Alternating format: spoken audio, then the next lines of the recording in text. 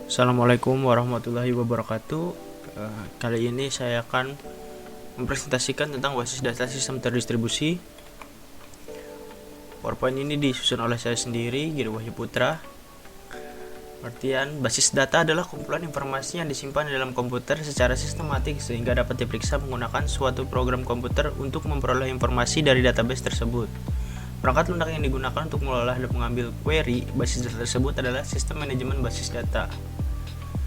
Kemudian rumusan masalah, ada 3 rumusan masalah untuk membahas PowerPoint ini. Yang pertama, apa itu 3 level arsitektur basis data atau 3 level arsitektur basis data.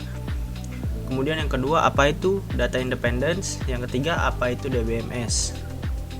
Yang pertama, 3 tingkatan arsitektur basis data. Pengertiannya, arsitektur basis data adalah suatu kumpulan data yang tersimpan secara sistematik di mana user dapat melihat data dan bagaimana cara user melihat data tersebut. Arsitektur ini juga berfungsi memberikan kerangka kerja bagi pembangunan basis data.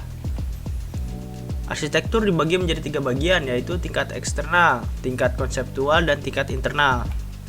Yang pertama, tingkat eksternal. Tingkat eksternal merupakan cara pandang pemakai terhadap basis data. Pada tingkat ini menggambarkan bagian basis data yang relevan bagi seorang pemakai tertentu. Tingkat eksternal terdiri dari sejumlah cara pandang yang berbeda dari sebuah basis data. Masing-masing pemakai mempresentasikan dalam bentuk yang sudah dikenalnya. Cara pandang secara eksternal hanya terbatas pada entitas, atribut, dan hubungan antar entitas yang diperlukan saja. Yang kedua, tingkat konseptual. Tingkat konseptual merupakan kumpulan cara pandang terhadap basis data. Pada tingkat ini menggambarkan data yang disimpan dalam basis data dan hubungan antara datanya.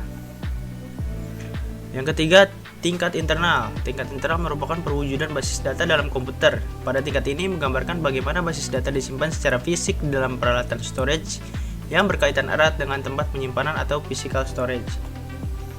Kemudian ada data independence. Pengertiannya, data independence adalah kemampuan untuk melakukan modifikasi suatu definisi skema pada suatu level tanpa memberikan efek pada skema yang lebih tinggi. Data independent disebut juga sebagai ketidaktergantungan data. Ada 2 jenis data independence, yaitu physical data independence dan logical data independence. Yang pertama dibahas adalah physical data independence, bahwa internal skema dapat diubah oleh DBA tanpa mengganggu konseptual skema. Dengan kata lain, physical data independence menunjukkan kekebalan konseptual skema terhadap perubahan internal skema. Contoh, menambah indeks tambahan, merubah penyimpanan data, merubah organisasi file dari sekuential ke indeks sekuential. Kemudian logical data independence, bahwa konseptual skema dapat diubah oleh DBA tanpa mengganggu eksternal skema. Dengan kata lain, logical data independence menunjukkan kekebalan eksternal skema terhadap perubahan konseptual skema. Contohnya adalah menambah dan menghapus suatu tipe record.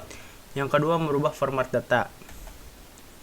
Yang terakhir adalah DBMS. Apa itu DBMS? DBMS adalah kumpulan program yang mengkoordinasikan semua kegiatan yang berhubungan dengan database.